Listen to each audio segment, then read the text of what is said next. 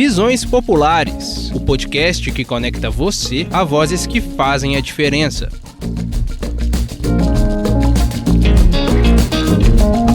Olá, ouvintes! Está começando mais um Visões Populares, trazendo para você entrevistas exclusivas, produzidas pelo Brasil de Fato de Minas Gerais. Em primeiro lugar, é o seguinte: não existe receitinha de bolo. Problemas complexos, soluções complexas. Agora, existem experiências, inclusive internacionais, que elas podem ser aplicadas. Uma delas tem a ver com essa articulação entre intra- e interagências. Agências federais, não somente policiais, mas na área de evasão de divisas, Receita Federal, com agências policiais locais, mas também envolvendo o Poder Judiciário, Ministério Público no controle de atividades, organismos da sociedade civil. Nós precisamos de fazer uma depuração no sistema de justiça criminal. O nível de corrupção que hoje há nas polícias, em setores do Poder Judiciário, do Ministério Público. Eu sou a Flora Vilela e no Visões Populares de hoje, o nosso programa debate a questão da segurança pública no Brasil. O tema tomou conta do debate público depois de uma operação policial no Rio de Janeiro se tornar a mais letal da história, há 3 semanas atrás. Desde então, a pauta tem sido debatida pelo governo federal e pelo legislativo, e pesquisas de opinião demonstram que essa é também uma grande preocupação entre a população brasileira. É justamente por isso que hoje a gente conversa com Robson Sávio, professor da PUC Minas, especialista em estudos de criminalidade e segurança pública, integrante do Fórum Brasileiro de Segurança Pública e militante na área dos direitos humanos. Ele é atualmente presidente do Conselho Estadual de Defesa dos Direitos Humanos de Minas Gerais. Na nossa entrevista, a gente abordou a repercussão da Operação do Rio de Janeiro, os projetos que tratam da questão da segurança pública e combate ao crime organizado no Congresso e dos interesses internacionais envolvidos nessa pauta. Então fica por aqui que a gente volta com a entrevista logo depois da vinheta. Brasil de Fato, uma visão popular de Minas Gerais, do Brasil e do mundo. Bom, então o tema da segurança pública ele tomou conta muito do debate nas últimas semanas, né? Isso depois que uma mega operação no Rio de Janeiro sobre o governo do Cláudio Castro, que está completando hoje, inclusive, 3 semanas, se tornou a operação mais letal da história. E aí ela chegou ao número de 121 mortos, sendo 117 civis e 4 policiais. Depois disso, uma pesquisa que foi realizada pela Quest, inclusive ela foi refeita recentemente, né? Apontou que 67% dos entrevistados do Brasil inteiro disseram que aprovam essa operação, embora 55% deles não queira que uma ação semelhante seja feita no seu próprio estado. E aí, diante disso, eu queria que você comentasse pra gente esse caso, como que você avalia esse tipo de operação, se ela é eficiente no combate ao crime organizado e por que um pouco que existe esse apoio tão amplo, né, da sociedade? Bom, então vamos lá. Esse tipo de operação, ela não tem nenhuma efetividade no combate ao que a gente chama de crime organizado. Em primeiro lugar, é importante que as pessoas entendam que esse conceito de crime organizado, ele vai muito além do monte de pequenos traficantes e distribuidores de drogas que atuam em aglomerados urbanos e que, inclusive, muitas das vezes ocupando esses territórios de maneira muito violenta. E por isso que a população tem muito medo disso de uma forma geral. O crime, ele está organizado quando ele infiltra aparelhos do próprio Estado e tem lastros com o sistema econômico. Então, o crime organizado é quando a criminalidade, por exemplo, o tráfico de drogas se associa ao tráfico de armas, se associa à lavagem de dinheiro, corrompe agentes públicos, juízes, promotores, policiais, que é um problema generalizado no Brasil. Quando ele tem empresas associadas, né, com muita gente de bem e de bens, né, para lavar dinheiro e se associar. E quando, inclusive, ele começa a eleger políticos, de vereadores, né, eventualmente até presidente da República, que estão associados aos seus interesses, né? E não é com a operação num território que já está tomado e, de alguma forma, refém desse tráfico miúdo que nós vamos resolver isso.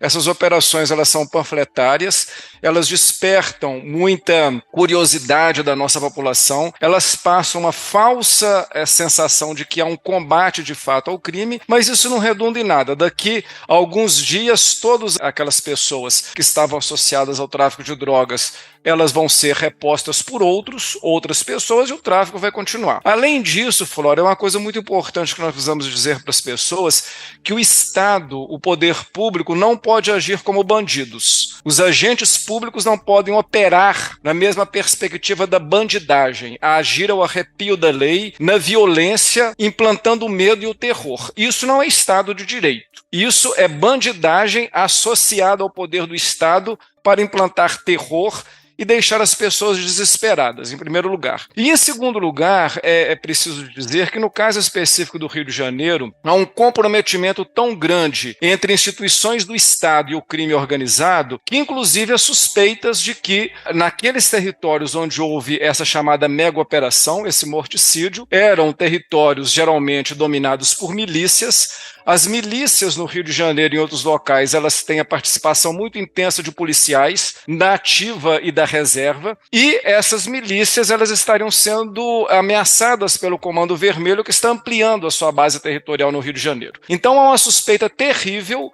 de que houve uma ação altamente letal, discricionária e violenta do Estado, não para resolver o problema do tráfico de drogas, mas para garantir a continuidade da atuação das milícias, que tem, portanto, parte dessas milícias envolvendo agentes públicos, e não permitir que o Comando Vermelho atuasse nesses territórios, o que chega a beirar algo terrível, quer dizer, o Estado se associando a um grupo criminoso para combater outro grupo criminoso. Quer dizer, é uma série de investigações nesse sentido. Então você veja bem, agora por que a população, de um modo geral, aplaude isso? Primeiro, Flora, que nós temos uma cultura, né, judaico-cristã, que é uma cultura que opera muito nessa ideia de uma luta eterna do bem e do mal. Quando aparecem essas situações espetaculares, a polícia, os agentes públicos aparecem como quase que anjinhos de asas do bem, e é colocado o mal como sendo aquele grupo daquele território que tem que ser eliminado. E isso é tão terrível que, inclusive, o governador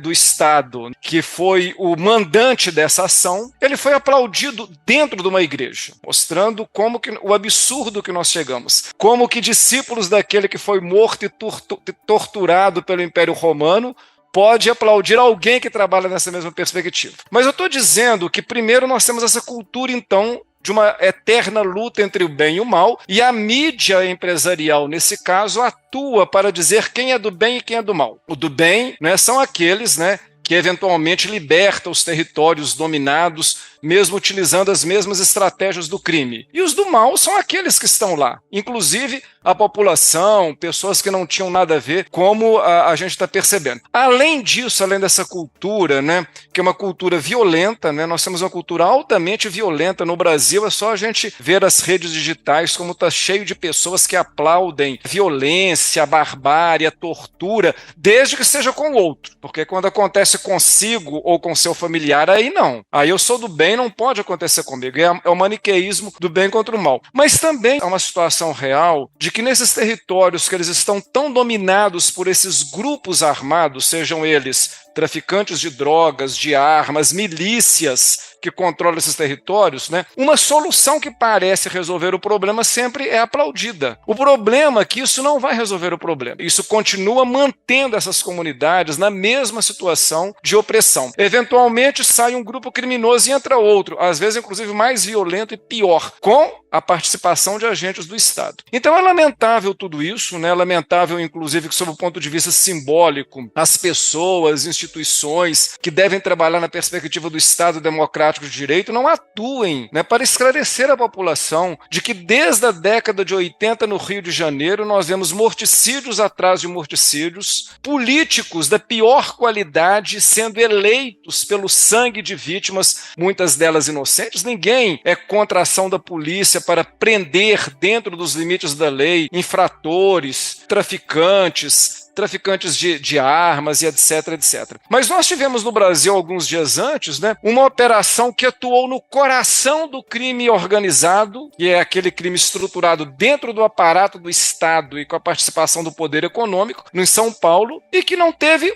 uma morte, que esse combate é muito mais eficiente, mas aí não teve espetáculo, aí não teve bandido para ser colocado na praça pública, não teve espetacularização, e as pessoas não percebem que esse tipo de ação é muito mais eficiente para o verdadeiro desmantelamento dessas quadrilhas, que inclusive usam o aparato do Estado para se manterem ao longo do tempo. Então é claro que todos esses elementos eles são importantes nessa análise, mas o fato concreto, né, eu faço parte do Fórum Brasileiro de Segurança Pública, que nós, unanimemente, esse fórum inclusive tem participação de muitos policiais, promotores, juízes, nós somos unânimes em dizer que esse tipo de operação ele só tem um objetivo, ao fim e ao cabo, plataforma eleitoral. Políticos inescrupulosos, inclusive ligados a denominações religiosas, que fazem da mortandade um belo cartão postal para tentar novos mandatos. Infelizmente é um pouco isso daí. Aliás, no Rio de Janeiro, a maior operação de apreensão de fuzis se deu num condomínio da Barra, e nesse condomínio tinha muito político importante e inclusive muitos policiais e outros membros do sistema de justiça importantes. É bom que a gente lembra disso. Foi num condomínio da Barra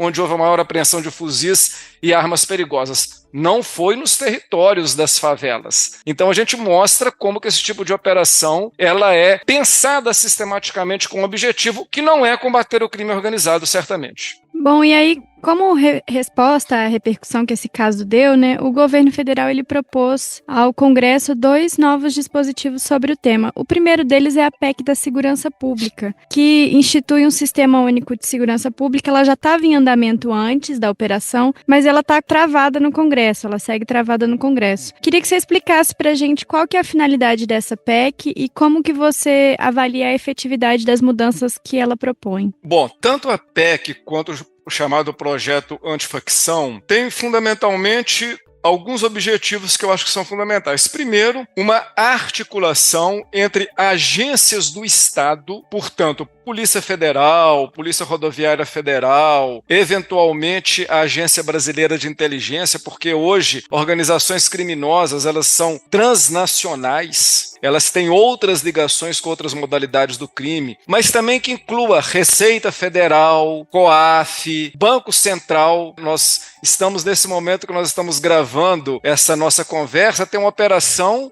que está prendendo banqueiros de um banco que tem suspeitas aí de lavagem de dinheiro e etc, e etc. Como aquela operação das fintechs que aconteceu lá em São Paulo, onde era feita a lavagem de dinheiro, postos e distribuidoras de combustíveis.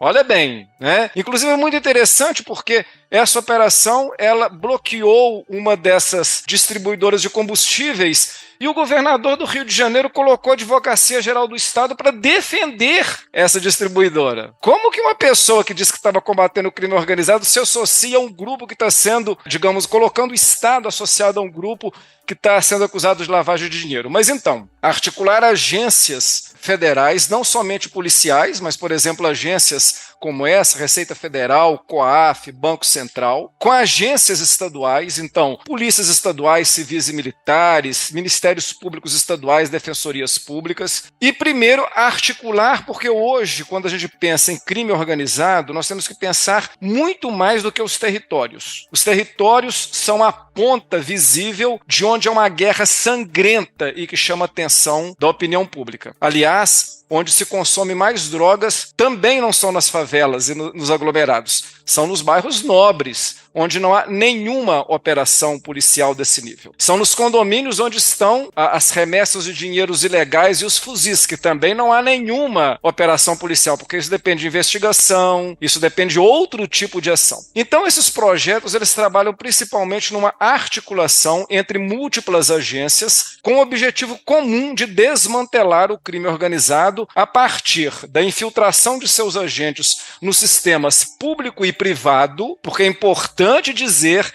que isso tudo funciona porque, ao fim e ao cabo, o que é crime organizado? É dinheiro. E para dinheiro ele rodar, ele tem que passar por esquemas de legalização. Tem que ter empresas, bancos, associações que estão dispostas a fazer lavagem de dinheiro. E aí, para chegar nesse pessoal, eu nunca vi uma operação que sai matando todo mundo. É outro tipo de ação. Até porque no Brasil tem vidas que importam e tem vidas que não importam. Matar 120 pessoas fez com que muitos achassem que as vítimas fossem só os policiais, porque as vítimas pretas, pobres e periféricas não importam, inclusive para muitos cristãos, ou melhor, para muitas pessoas que se dizem cristãos e cristãs. Agora, vai matar alguém que mora num condomínio, o mundo cai no outro dia, onde a civil, a polícia é mais violenta, o Estado autoritário, etc, etc. Então esses dois projetos, na verdade, eles trabalham primeiro com a ideia de concertação entre múltiplos órgãos e uma ideia de que o combate ao crime organizado e uma articulação da segurança pública, principalmente para enfrentar esse tipo de organização, se dá não somente na ação da polícia de ponta, mas em boa investigação, qualificação técnica,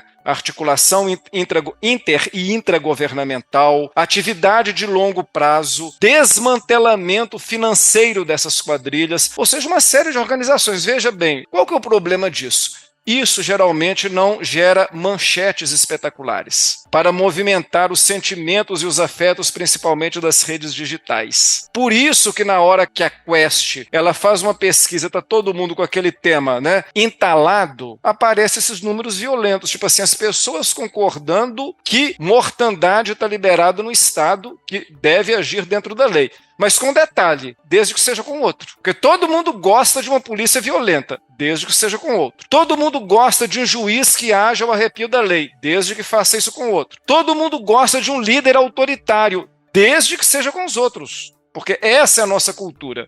É a cultura que eu sou sempre do bem e o outro que é do mal. É o velho maniqueísmo. Esse jogo do bem e do mal, mas é um jogo que desperta muitos afetos, desejos. Por isso que trabalhar com medo, com a violência, com o terror, é estratégia da extrema-direita, não somente no Brasil, mas em vários países do mundo. Porque pessoas amedrontadas, aflitas, sem perspectiva, sem esperança, sem medo, elas aceitam qualquer proposta, qualquer tábua de salvação. E aí a responsabilidade nossa do campo democrático é julgar luz nessas trevas. Porque inclusive a mídia empresarial, que se diz tão democrática, nessa hora ela não faz isso. Para ela ter, primeiro, muita publicidade e dinheiro que eles precisam, e porque também são aliados a esses segmentos autoritários, não faz questão de inclusive fazer um jornalismo, muitas vezes de qualidade, para explicar, não é, essas aventuras autoritárias e que beiram ao fascismo num país que se diz democrático. Bom, e aí, como você comentou, o segundo instrumento que foi proposto, então, é esse PL antifacção, que, por sua vez, ele teve a relatoria entregue para o Guilherme Derrite, que é ex-secretário de Segurança Pública do governador Tarcísio de Freitas, inclusive, se licenciou desse cargo para assumir essa relatoria, né? E ele tem sido muito acusado de subverter o projeto do PL antifacção. E aí, sobre esse projeto, eu queria que você comentasse pra gente o que ele propôs. Você já trouxe um pouco, né, o que ele propõe originalmente, mas o que tem mudado com essa relatoria do Derrite e em que pé que está o andamento dele lá no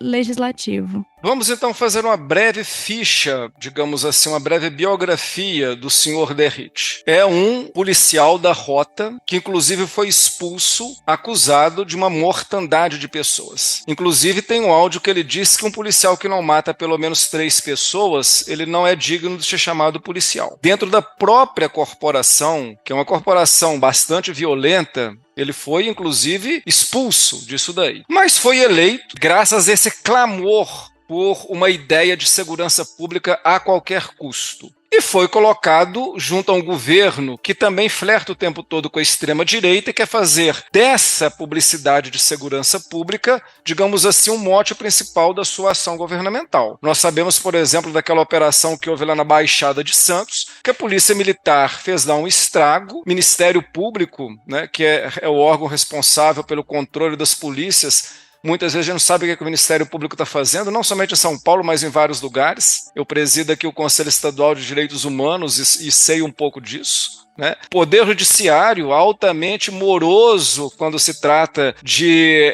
controle, de ação que envolve letalidade policial. Né? Então a gente tem que pensar nessa estrutura do sistema de justiça criminal, que é uma estrutura de sistema que ele é muito eficiente para aumentar a pena, prender preto, pobre, periférico, os pequenos, né, os peixinhos da área do crime, mas os grandes estão por aí. Então esse cidadão chamado Derrite foi escolhido a dedo pelo presidente, né, daquele congresso que parece inimigo do povo, que as pautas antipopulares elas abundam e aquelas a favor do povo elas são muito em menor quantidade, só andam quando há pressão popular, né, para ser o relator dessa PEC. Agora é muito interessante, porque geralmente a direita é apresentada no Brasil como aquela que resolve os problemas da segurança pública, nem que seja na base da truculência e da violência, e que os campos democráticos e progressistas não sabem atuar na segurança pública. Há um pouco de verdade nessa crítica, porque muitas vezes os campos progressistas não querem se meter com segurança pública, transferem isso tudo para os aparatos repressivos, e você tem estados, por exemplo, governados pelo PT, como a Bahia, que tem uma das polícias mais violentas do Brasil. Então, em certa medida, os campos progressistas têm que entender por que tem medo de tratar de um problema fundamental e que é garantidor de cidadania, que é a segurança pública. Onde não há segurança pública na perspectiva de promoção da cidadania, não é possível nenhum outro direito. Né? A segurança pública é um direito social, como é educação, saúde, assistência social e previdência. A Constituição diz isso. Então, esse sujeito, né, desse governo foi colocado como, digamos assim, o grande conhecedor, né, dos segmentos da direita e da extrema-direita, porque no Brasil nós temos que dar nome aos bois. Hoje há uma ação forte da extrema-direita no Congresso, inclusive liderada por pessoas ligadas a segmentos religiosos, né? Por exemplo, o principal líder hoje, o Sóstenes Cavalcante, é um bispo da Assembleia de Deus,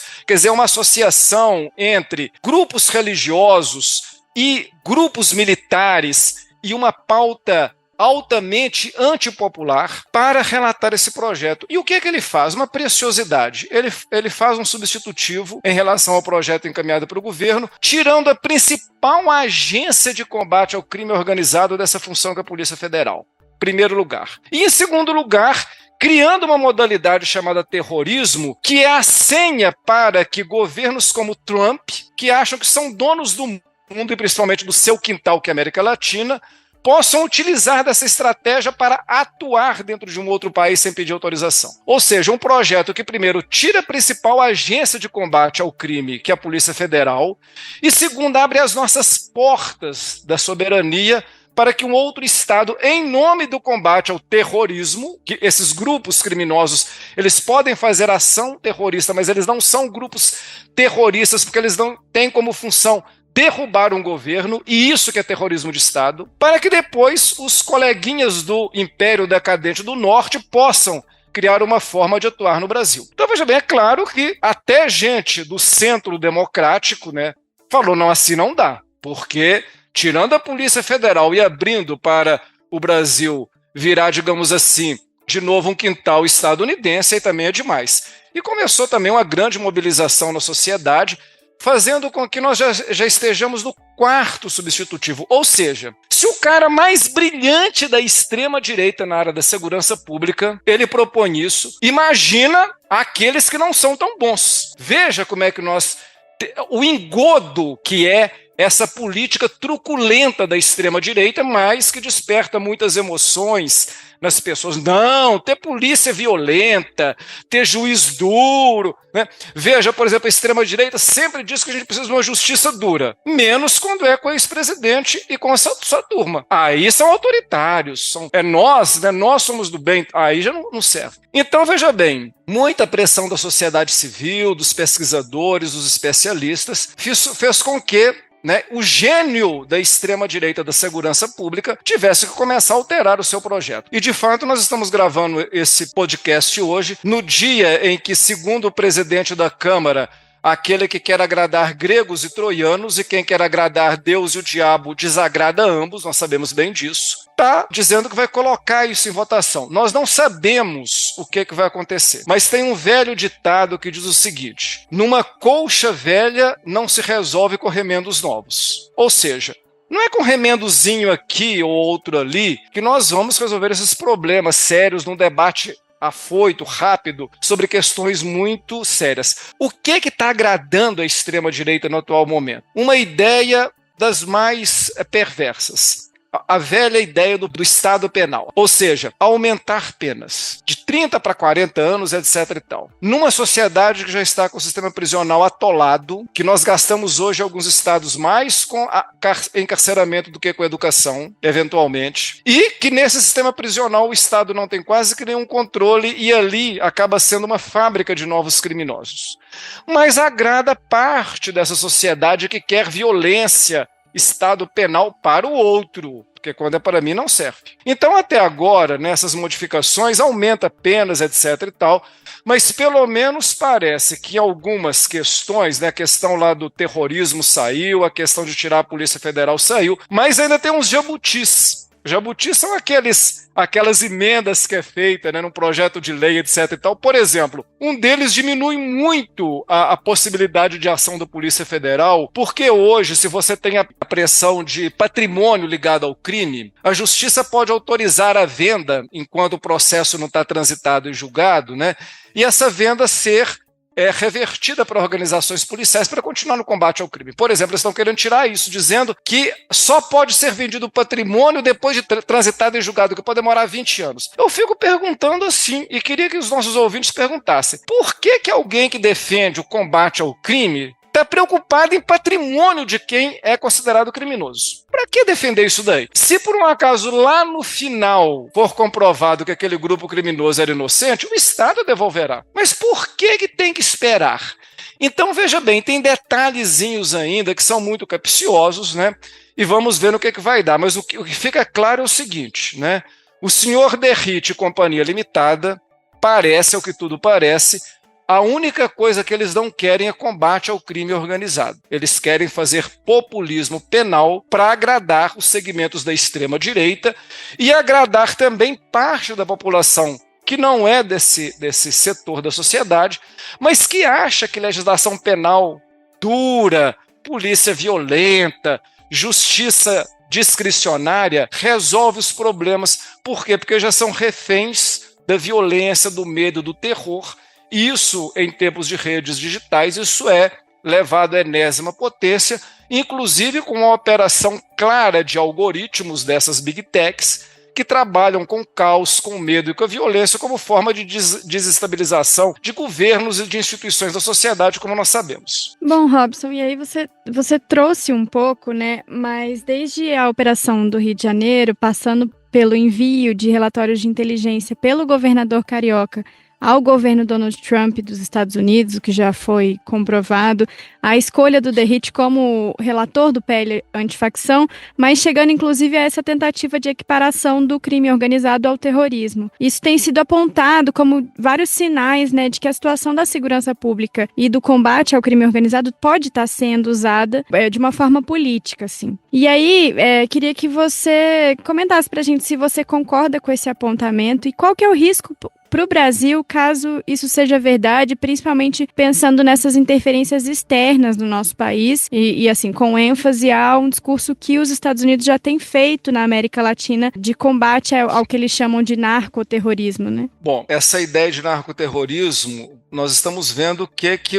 o Trump, né, é muito interessante, né, porque eu até brinco com os meus colegas da área da sociologia, das ciências sociais, né, durante décadas se dizia os Estados Unidos são modelo da democracia, e eu dizia assim, como que uma nação que ela se estruturou matando e eliminando índios, mantendo o racismo institucionalizado até a década de 70, e que só valoriza quem tem dinheiro e poder, como é que isso pode ser exemplo de democracia? E que impõe a sua política para todo mundo através da violência, não é? De um Estado que é um Estado fundamentalmente militar, né? É o poderio militar que se impõe, inclusive em nome da paz e dos direitos humanos, né? Matando, invadindo, torturando, aprisionando e etc e tal, criando campos de concentração. Mas isso fica muito claro que essa política do Trump, por exemplo, aqui que tem sendo feito na região aqui do Pacífico, de sem nenhuma investigação, produzir execuções sumárias no mar. Quer dizer, como que um Estado que opera dentro dos marcos da legalidade,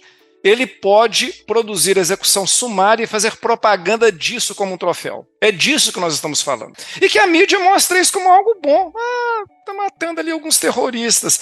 Olha se o problema do terrorismo nos Estados Unidos está relacionado a barquinhos que transportam 6 ou 7 pessoas com 500 quilos de cocaína. Nós sabemos que grande parte do terrorismo estadunidense está dentro dos Estados Unidos e não fora. Mas é preferível dizer que o problema está lá fora, para atacar, né? Então é claro que essa lei chamada antiterrorismo é um oportunismo da extrema-direita associada ao imperialismo estadunidense, né? Hoje, qualquer pessoa um pouquinho letrada na área de relações internacionais e geopolítica percebe isso. Agora, veja bem, Flora, é muito importante a gente dizer o seguinte: tudo, quando se envolve Estado, relações de Estados, entre Estados nacionais, sociedade, tudo é político. Segurança pública, ela tem que ser politizada, sim, porque é um campo de escolhas. É um campo de visões de mundo, é um campo de ação do Estado, de limite da ação do Estado, do que pode e o que não pode. Essa ideia perversa de que segurança pública tem que ser tratada com técnica é um perigo, porque todo técnico age a partir de uma ação ou de uma ideia política, de uma forma de ver o mundo, de uma cosmovisão de mundo. Não existe isenção. O técnico, ele faz parte de uma cosmovisão de sociedade. Então eu posso ter um técnico numa determinada área, da área da segurança pública, que defende, que tem pesquisas e tal, que mostram a importância do Estado operar dentro dos marcos da legalidade, da proporcionalidade, do direito. E você pode ter um outro que se diz técnico, que trabalha totalmente num outro viés. Então, toda ação humana e toda ação interinstitucional é uma ação política. Nós precisamos, não é de despolitizar a segurança pública, nós precisamos de politizá-la. Porque quanto mais afastado, enganado e com raiva da segurança pública, mais o cidadão vai achar que as soluções rápidas, panfletárias, violentas, elas resolvem os problemas que são muito mais graves. Politizar significa colocar isso no campo das discussões. E aí eu volto naquela questão. Os setores progressistas precisam de enfrentar esse discurso, porque a tendência que nós temos, salvo algumas exceções que aconteceram ao longo desse período de redemocratização, por exemplo, no início do governo Lula III, a questão de um plano nacional de segurança pública, o sistema único de segurança pública que vivem sendo retomados, campo progressista precisa de entender que não dá para terceirizar segurança pública. É muito cômodo para o governador combinar com o comandante da polícia militar, com o comandante da polícia civil, com o chefe do sistema prisional, tipo assim, resolvam isso daí. As consequências nós sabemos quais são. Acabei de dar o exemplo da Bahia, que é o mais recente, podia dar vários outros exemplos. Nós precisamos de entender, né, que é claro, é preciso de conhecimento científico para tratar de um problema tão complexo que é a segurança pública. E nós temos no Brasil órgãos altamente qualificados, acabei de citar um deles, que faz pesquisa, tem um grupo altamente especializado na área, que é o Fórum Brasileiro de Segurança Pública, mas tem cursos sobre segurança pública em várias universidades, inclusive dentro de organizações policiais. Então, conhecimento científico, as experiências internacionais, né, as boas práticas internacionais, mas é claro que tudo orientado por uma política de segurança pública, um modelo de Estado que nós queremos. Então, essa ideia de que, porque agora está tendo uma politização, não. A politização ela sempre houve, e da pior forma possível, que ela acontece nos momentos de violência, de comoção e de medo, que as pessoas elas não pensam com a cabeça, mas com a bilis ou com o fígado, e aí não resolve os problemas, e as soluções elas são fracionadas, parciais, e muitas das vezes atentando contra a própria cidadania, sendo que a segurança pública é para garantir os direitos da cidadania. Bom, e aí, para fechar, então, diante de tudo isso que a gente comentou, né, e diante desse cenário que eu acho que é uma concordância, que ele é um problema, que ele é epidêmico na questão da segurança pública, queria que você tratasse para a gente um pouco, você já trouxe também nessa última pergunta, mas quais são os caminhos de solução aos quais o poder público deveria estar focado agora, então? Então, qual que seria essa melhor estratégia para combater o crime organizado e como que se avalia, como tem sido, né, a atuação do governo federal nesse sentido? Bom, muito rapidamente, Flora, em primeiro lugar, é o seguinte, não existe receitinha de bolo. Problemas complexos, soluções complexas. Agora, existem experiências, inclusive internacionais, que elas podem ser aplicadas. Uma delas tem a ver com essa articulação entre intra- e interagências. Agências federais, não somente policiais, mas na área de evasão de divisas, Receita Federal, com agências policiais locais, mas também envolvendo o Poder Judiciário, Ministério Público no controle de atividades, organismos da sociedade civil. Nós precisamos de fazer uma revisão muito séria na nossa legislação, na lei de execução penal, inclusive nos códigos, porque hoje nós temos um sistema prisional que ele é altamente oneroso e produtor de mais criminalidade. Nós precisamos de fazer uma depuração no sistema de justiça criminal. O nível de corrupção que hoje há nas polícias, em setores do Poder Judiciário, do Ministério Público, nós precisamos de tratar um pouco hoje dessas